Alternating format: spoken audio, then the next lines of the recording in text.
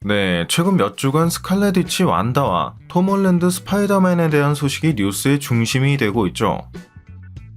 이 중 완다 같은 경우는 얼마 전 공개된 전부 에거스 아지시아 1, 2화에서 완다가 죽지 않았다는 것에 대한 내용이 아주 대놓고 강조되고 있기 때문에 얼마 전 영상에서 전했던 것처럼 완다의 단독 작품이 개발 중인 것으로 보인다는 소문에 박차를 가하게 된 것이고요. She is dead though, isn't she, Herb? Oh, she's really most sincerely dead. Never know. 때문에 현재 국내외선 이러한 완다의 부활, 재등장 가능성에 대한 뉴스가 큰 이슈가 되고 있는데, 이와 함께 이슈가 되고 있는 게 바로 스파이더맨 4편의 제작 관련 소식입니다.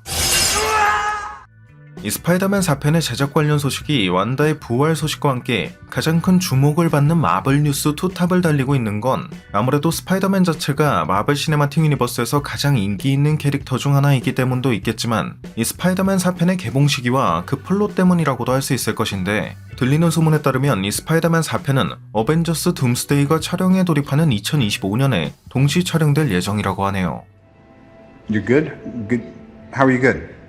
But I mean, I'd rather just stay on the ground for a little while. Friendly neighborhood Spider-Man. 게다가 이 스파이더맨 4편 같은 경우 북미 기준 26년 7월 24일 개봉 예정이고, 둠스데이 같은 경우엔 마찬가지로 북미 기준 26년 5월 1일 개봉 예정인 걸 알 수 있어 둠스데이와 불과 약 3달 차이로 스파이더맨 4편이 개봉한다는 걸 알 수 있는 만큼 둠스데이에서 발생한 여파가 스파이더맨 4편에 어떤 영향을 미치게 될 가능성이 아주 높다고 볼 수 있겠죠.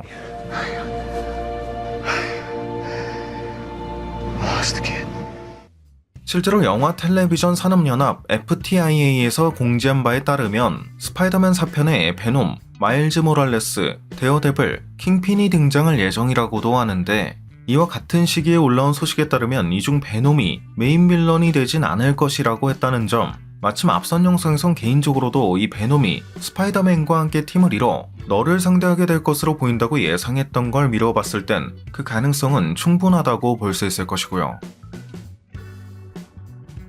물론 이처럼 스파이더맨 4편에 베놈과 널, 마일즈 모랄레스, 데어데블, 킹핀이 모두 함께 등장하려면 소니 스파이더맨 유니버스에도 소니 버전의 데어데블과 킹핀이 따로 존재했고, 마블 시네마틱 유니버스에도 마블 버전의 베놈과 널, 마일즈 모랄레스가 따로 존재했다는 막장 스토리로 가지 않는 이상은 무조건 멀티버스 이야기를 다루게 될 것인데, 애초에 베놈 3편의 널의 등장이 확정된 시점부터 베놈 2편 당시부터 주목했던 바로 이 장면, 신비오트의 하이브 마인드가 유니버스 들에 걸쳐 있다, 즉 멀티버스에 걸쳐 신비오트가 존재했다는 설정은 무조건 도입될 수밖에 없었을 것이기 때문에 스파이더맨 4편의 베놈과 스파이더맨이 함께 등장한다는 것만으로도 일단 멀티버스 관련된 사건을 배경으로 한다는 건 그냥 확실한 부분이라고 볼 수 있겠죠. 80 billion light years of hive knowledge across universes would explode your tiny little brain. 베놈 3편의 예고편에 등장한 이 신비오트 조각은 그 주변 배경의 차이점을 미뤄봤을 땐 분명 마블 시네마틱 유니버스의 이 사건과는 별개의 사건, 즉 소니 스파이더맨 유니버스에서 별개로 진행된 사건이기 때문에 향후 이런 멀티버스 간 크로스오버를 통해 이 마블 시네마틱 유니버스에 남겨진 신비오트 조각에 대한 떡밥도 회수해야 할 것이기도 하고요. 어쨌든 앞서 언급했듯 이 스파이더맨 4편은 둠스데이가 개봉한 시점으로부터 불과 3달 뒤에 개봉할 예정인 만큼 둠스데이의 사건으로 인해 노이홈 당시 이미 한 차례 멀티버스 사건을 겪어야만 했던 스파이더맨이 다시 한번 멀티버스건에 엮이게 된다는 걸 알 수 있을 것인데, 마찬가지로 시기상 이 스파이더맨 4편으로부터 불과 1년이 채 지나지 않은 27년 5월 7일 개봉 예정인 게 어벤져스 시크릿 어즈인 점을 감안했을 땐 둠스데이 사건에 직격탄을 맞을 걸로 보이는 스파이더맨이 이러한 시크릿 어즈에서도 꽤나 중요한 역할로 등장하게 될 것임을 예상할 수 있을 것 같고요.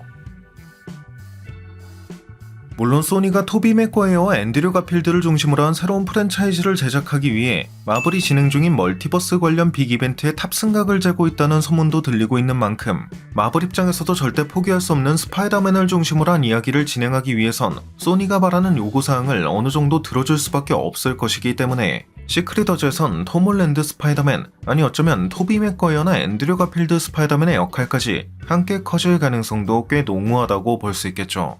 Peter, Yeah? Oh, sorry. Did you mean Peter. we're all called Peter, man. Peter Parker. Same again. We're all Peter. 애초에 원작 코믹스의 시크릿워즈 당시에도 사건을 마무리하는 데 있어 결정적인 계기를 만든 게 스파이더맨과 마일즈였던 만큼 실사 버전에서도 스파이더맨과 마일즈 혹은 삼파이더맨이 이런 역을 도맡게 될 가능성도 기대해볼 수 있을 것이고요.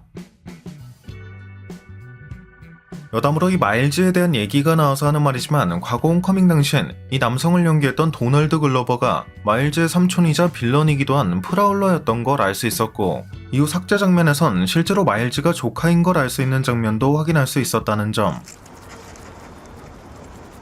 Hate this dude, man.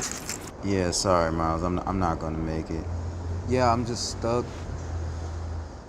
이후 소니의 어더버스에선 이 도널드 글로버가 멀티버스의 프라울러 역으로 재등장한 적도 있다는 점에선 스파이더맨 4편 혹은 시크릿워즈에도 삼파이더맨과 마찬가지로 멀티버스 버전의 마일즈가 등장하게 될 가능성까지 기대해볼 수 있지 않을까 싶네요. 아무튼 들리는 소문에 따르면 이 스파이더맨 4편과 어벤져스 둠스데이가 같은 시기에 촬영될 예정인 게 인피니티 워 엔드게임처럼 그 이야기가 다이렉트로 이어지기 때문일 수 있다고도 하고 만약 이 같은 소문이 맞다면 이 스파이더맨 4편은 둠스데이와 시크릿워즈의 연결 통로 같은 중요한 역할을 맡게 된다는 뜻이라고도 할 수 있을 것인데 또 이렇게 되면 토니가 죽었을 때도 누구보다 슬퍼했던 게 이 톰 홀랜드의 스파이더맨이었던 만큼 단순 연결 통로로 만들기 위해서가 아니라 이러한 감정적인 면까지 부각시키면서 연결시키기 위해 스파이더맨 4편을 두 작품 사이에 의도적으로 배치한 건가 싶은 그런 합리적인 의문까지 자연스레 생각이 이어지는 부분인 것 같습니다.